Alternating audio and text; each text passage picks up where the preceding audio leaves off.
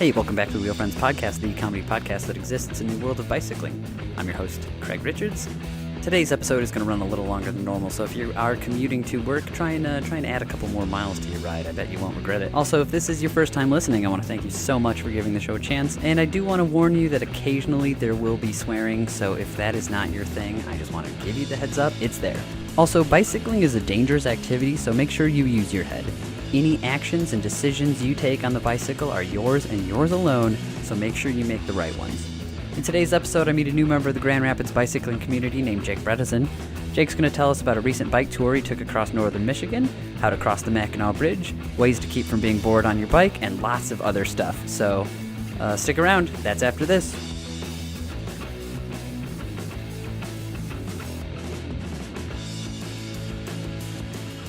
On Saturday, August 26th, I met with Jake Bredesen in Millennium Park. I'll be honest, I'd only ever spoken to him once prior to this, and it was about donuts, so I didn't really know what to expect, but, donuts people is good people.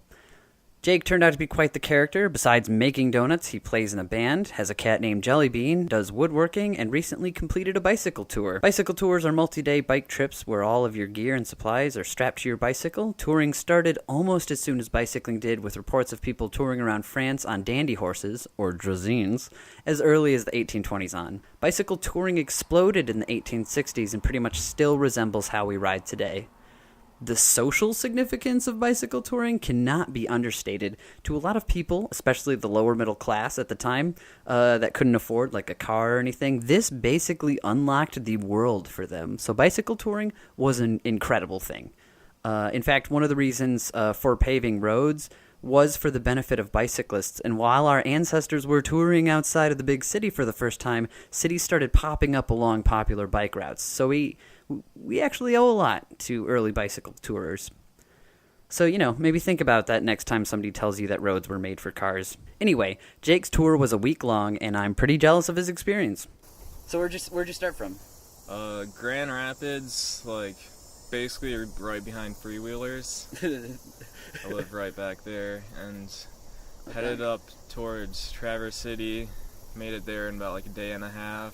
What route did you take to get to Traverse City? I took the White Pine Trail, up to word. Cadillac.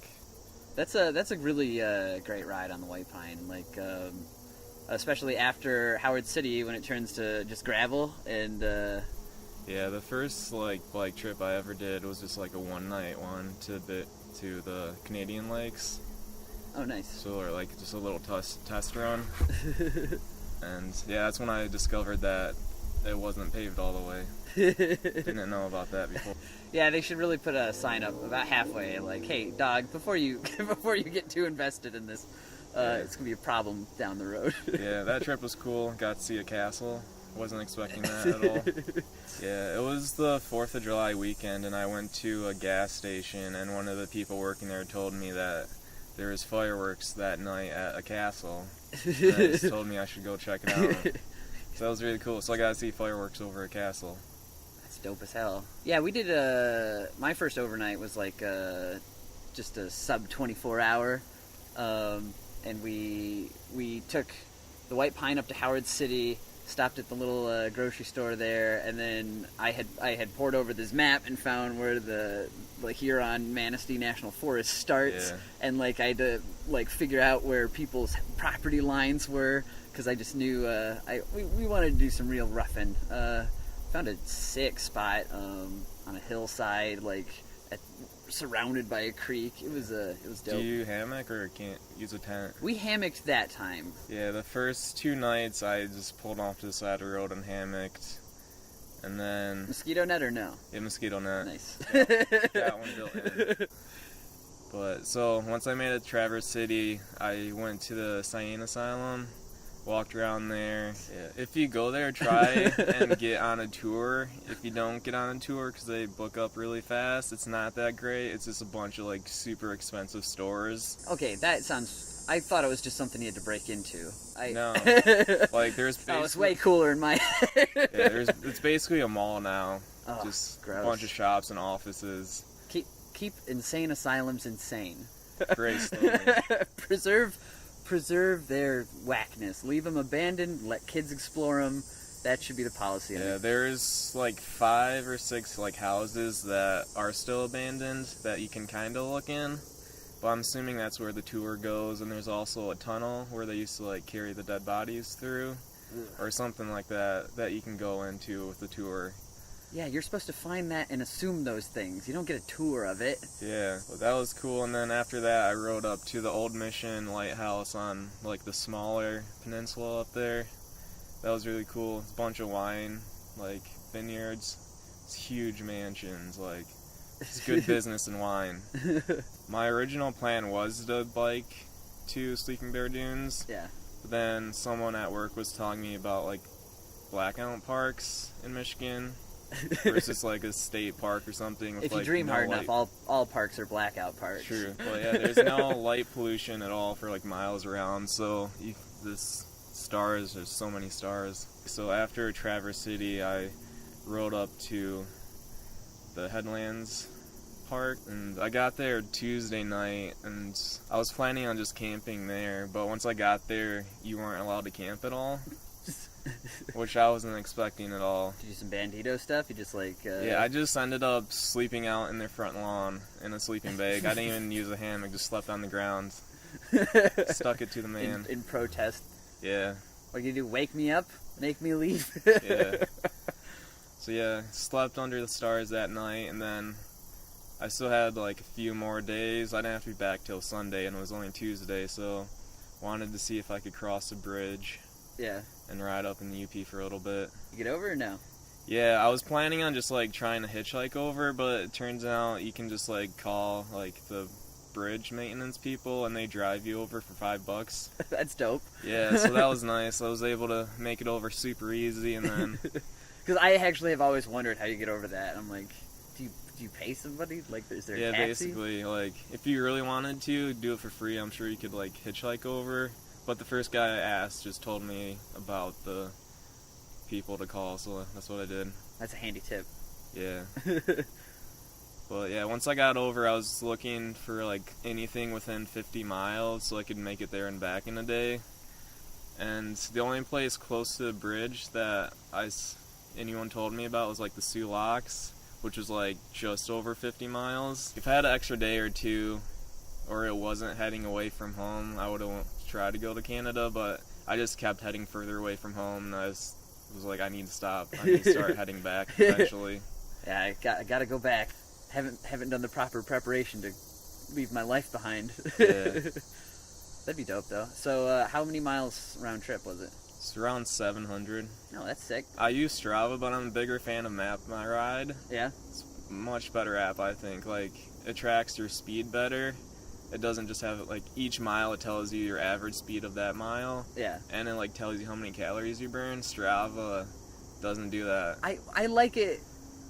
I don't know if I would want that information, because that's like staring into the abyss, or getting the knowledge from the apple. Like, I feel like that'd be a darker path for me if I started analyzing my shit like that. So, like, I like just miles and hours. That's all I care about. So last year I'd set a mileage goal for myself, and I needed to make like 3,200, and I was biking every single week, every chance I could, and it did not feel fun anymore. Yeah. So I tried to set an hourly goal this year, because I think hours should be more important, because like this counts, like this is bike time for me. Yeah.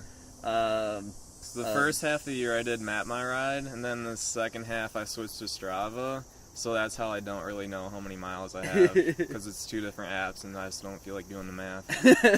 I mean, that formula is simple, but I get what you're saying. Yeah. My secrets to Strava are, don't take it seriously ever. Name the rides the dumbest thing you can think of, and upload a photo of whatever you want. If I'm in like a metal mood, I'll call like the ride Doom Crusher or something, nice. And I'll look up like the most badass thing on Google Images and upload that instead, because I know, like, some people's titles, it's like, yeah, they take it way too serious. it's like, oh, this was a little slow today because of this or that. It's like, buddy, we don't care. Like, just ride your bike, like. Or like, you'll see like some like super serious bikers that like go for like 15-mile rides, and you're like, what a ride. If I'm going to be spamming, like, little rides like that, I'm like, if I'm going to make somebody look at this, I'm going to make them enjoy it. Yeah. Like, I should. I have a cat named Jellybean. He's the coolest cat in the world. yeah, just only photos of Jellybean. Yeah, so I'll probably just probably for the ride today, I'll just post a picture of Jellybean. I've always kind of gone for, like, little rides. Yeah. Like, I grew up in Ravenna, so I used to ride the Muscatella Trail all the time into Ravenna and back. And then I moved into Muskegon and had, like, a flat for 2 years that I never fixed. Then after that, last year, in the fall, I kind of started riding more. But every time I rode, I got a flat. But I eventually got a new tube. tire? Eventually got a tube that didn't pop every time. And then this spring, I started riding a bunch on, like, an old 10-speed Free Spirit that was way too heavy. Yeah. And way too small for me.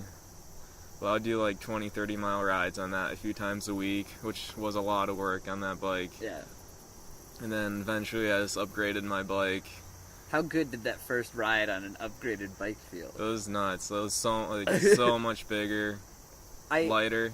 I think it's good to start with the difficult bikes. Yeah, that's a great way to when start. When you upgrade to like the new components and like the new bikes, it just, you know how to master that bike in any conditions, but now it's easier for you. Yeah, people that start off on a brand new, like, super nice bike, they just don't know what it's really like, the struggle. Yeah. Like going just for a 10-mile ride. It's a lot of work.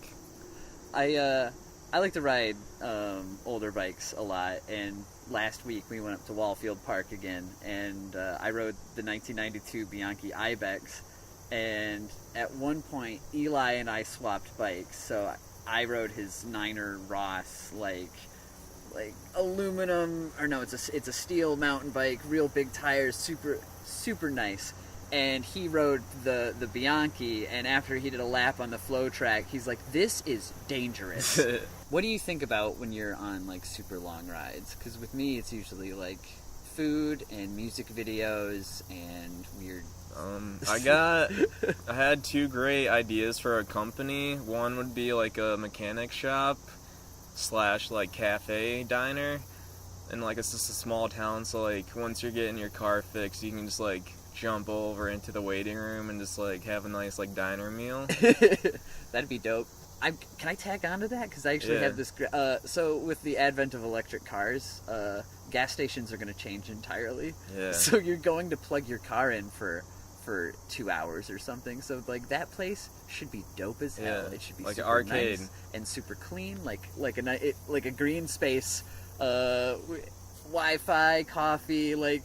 It'd be like a cafe you just charge your shit at, but... Yeah. It's like charging your car instead of cell phone at a cafe. Yeah, but then you serve only healthy food and also have, like, basic bike tools, and so now you have this, like, really green gas station that is for bicyclists and electric cars. Yeah. And it's a very pleasant experience. Bikes. Oh, God. I was against e-bikes until I realized how ableist that idea is. Because we look at an e-bike and we think, oh, you can't, like, you're lazy, you're riding this bike so you can bike faster. Like, healthy people, if you got the money, whatever, buy it, but, like, that's what everybody's thinking. Yeah, it kind of defeats the purpose of exercising. But e-bikes for, like, people in the service industry, like, food delivery people, I don't care if they have an e-bike. That's fine with me. Like, you could probably deliver a lot more pizza by bike if it was an e-bike than like a whole fleet of e-bikes versus 2 pizza drivers and then a bicyclist. Like, those e-bikes are gonna sweep. And also, like, people who are disabled or, like, getting older. I think they deserve to be on e-bikes. Like, I'm not gonna give them hate. Like, those. If having an e-bike gives you a piece of your life back, like, yeah, go for it. Go nuts. On a mountain bike trail, maybe not. And I also saw this dad a couple weeks ago on an electric longboard with his son who was on a regular longboard. And I was like, right on. Like, dad was, like, in his 40s, like, nice. Some electric longboard. So that's been my opinion of e-bikes lately. Not to get preachy. Yeah. But no, people who are like, have you seen those e-bikes? And they're like totally physically able. Like, you could ride it on your own, and it's like, dude, you don't need an e-bike. Yeah. Save it for the rich people. Save it for the rich people. Yeah, that's some island bullshit. Yeah, then my second idea... E-bikes are some Gwyneth Paltrow shit, sorry. Yeah, my second idea, I'm pretty sure it's probably still a thing or it's super easy, but get a hotel and put like a bath bomb shop in it. So like people that like go to a hotel can just like go in the lobby and like have a whole selection of bath bombs. You a bath bomb fan? No, I've never took one. I'm not a fan of baths at all. Like, but for some reason I was like, that would be genius. I know a lot of people that like them, but not a fan of baths. Never took one except when I was a kid. I think I saw in one of your photos you had like a little handlebar toy. Yeah. What's that about? One of the first gas stations I stopped at, they had these little like tiny Beanie Baby toys things, and I thought I could use the company, so I got them and strapped them on my handlebar, named him Chico. It was a little like dash hound dog, named him Chico. And then he rode with me up to Mackinac City, and then I'm pretty sure I lost him getting driven past over the bridge. Oh no. Because once I got to Mackinac, like the UP, he was gone. It was pretty sad.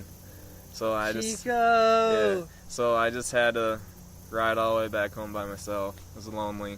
Here's what I hope happened. I hope he stayed in the back, and a family that was bicycling across the bridge needed to ride across, and he was picked up by a little child that really needed him. Yeah. He deserves a good family. Yeah. We won't assume that Chico was just thrown in the lost and found or the trash. Yeah. Definitely ended up with a family. Oh, yeah.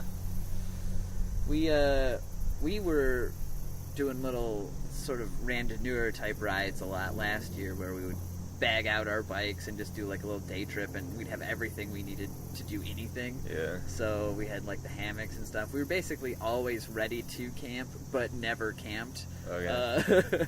But we used to bring, until we lost it at a park, Sean had like a wrist rocket, and we would just shoot rocks around. Nice. So I think those are some things that would really help accessorize bike touring. Is just something to help you pass the time. Yeah. Do you have panniers or what? Do you I have two back ones, which I was able to fit everything in. Like, I pretty much used everything I packed, so I didn't really overpack, really. Yeah. And do then you ever imagine yourself packing up a horse, like while you're loading your bike? No, which is weird because I grew up with horses and riding it's like my the whole same childhood. thing. You're just like mounting up this thing, which is why I think if I had some front panniers, I'd like to put a sleeve in for a BB gun, because a BB gun is also a way to really zazz up your tour. Yeah. On Thursday, I was riding, I did a half-day ride from the headlands to Gaylord. Yeah. And it was downpouring the entire time, so I listened to the Chariot. That'd be sick during a rainstorm. When I select my bike music, I try and imagine whatever I'm doing as a music video, and whatever's gonna match my pace and fit the mood. So when I'm doing touring and stuff, or not touring, but a longer afternoon ride, or I'm getting across going through the back country, or farmland even. It's a lot of 70s rock. I've noticed that 80s and 90s, somewhat a little bit of disco is a lot of fun to listen to on your bike when you're on this long trip. Some disco, yeah. Bluesy stuff. If it's just oppressive heat, canned heat going up the country, it goes on every playlist. At night I like that synthwave shit. I like it to sound like a video game. I like it to sound like I'm in Tron and I'm running for my life. And I like that paranoia-inducing music.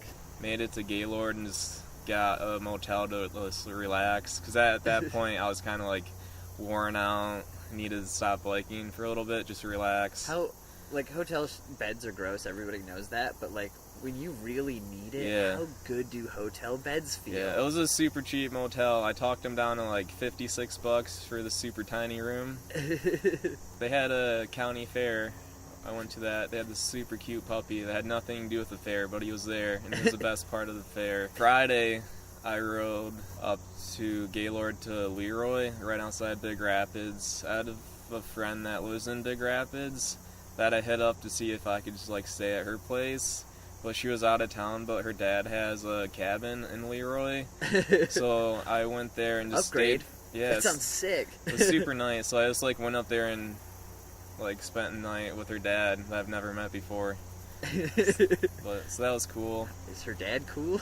Yeah, he's a good Word. guy. He worked at Electric Forest, which I never would have expected. So you got some stories out of him. That's dope. Yeah. After I left the cabin, I just made a straight shot to get home, and probably the craziest thing that happened to me was 30 miles from home. I was just outside like Sand Lake, a couple miles out from there, and I was riding like I was actually on the White Pine Trail, like the unpaved part. I thought I would give it a shot. I'm not sure what it was. I think it was a grasshopper, but something flew in my mouth and then stung me or bit me on the top of my throat, and I ended up spitting it out, and like I felt like I could feel it, like something bit me, and it started to swell. The like top of my throat was starting to swell up. That's like not a place you want to swell. Yeah, so I was kind of like freaking out. I was like, as long as I can keep breathing, I should be fine.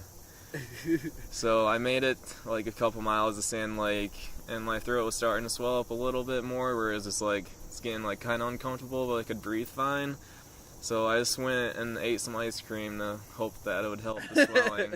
I was thinking of what I would do, and I was like, probably a cold beverage, right? Yeah, because like as soon as that happened, like I only had a tiny bit of water left that I used to like kind of like wash my mouth out, but it wasn't enough to like keep drinking to like help the swelling.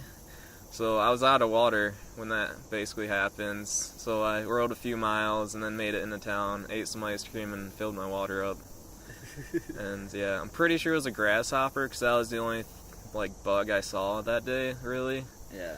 They got a mean bite, I think. Yeah, and then also like the first like 6 miles into my trip, like still in Grand Rapids, I was riding and a wasp landed on my knee and stung me like 5 miles into my trip. Come on. Yeah, so the roughest part was definitely the bugs attacking me. Like, it only hurt for like 5 or 10 minutes, and I was like fine, and then on Tuesday morning I woke up and my knee was all swollen up from it. It was nuts. If I want something bad to happen to me on my trip, I think I'd prefer it in the middle. Like, as I'm leaving town, that's a bad time. Yeah. Like that's a stupid time for something bad to happen. Like you just feel like you have a late start. Like you're like, this is gonna ruin your whole day. And then toward the end of the day, like when you're reaching the destination, something bad happening, it's like, are you effing kidding me right now? So right in the middle, it seems, I think, the ideal time for a disaster to strike. Like, that's when I'm like, it's about the journey. Like, that's when I'm in that attitude. Yeah, I'd say like 30 miles from home, if not closer, would be a good time to get stung in the throat. Yeah. So you're close to a hospital if you need it. Hey, this has been another episode of the Wheel Friends Podcast. Thank you so much for listening. Thanks again to Jake Bredesen for being on the show today. And thanks for the picture of Jelly Bean, Jake. I really appreciate it. As I mentioned in the beginning of the show, Jake is in a band, and that band's name is Tim. Like the person, Tim. T-I-M. They're playing September 12th at the Pyramid Scheme in Grand Rapids. Tickets are $13, and they are opening for Best Coast. Jake also does some woodworking. You can find his wares on his Facebook page, Something Awesome Wood Burning. I hope you liked what you heard here, and if you did, maybe consider saying something nice about us on iTunes or sharing the show with a friend. You can also find the Wheel Friends on Twitter, Instagram, and Facebook. Tell us about tours you've taken and the stuff you've seen. For any other inquiries, you can send an email to wheelfriendspodcast@gmail.com. Go ride your bike.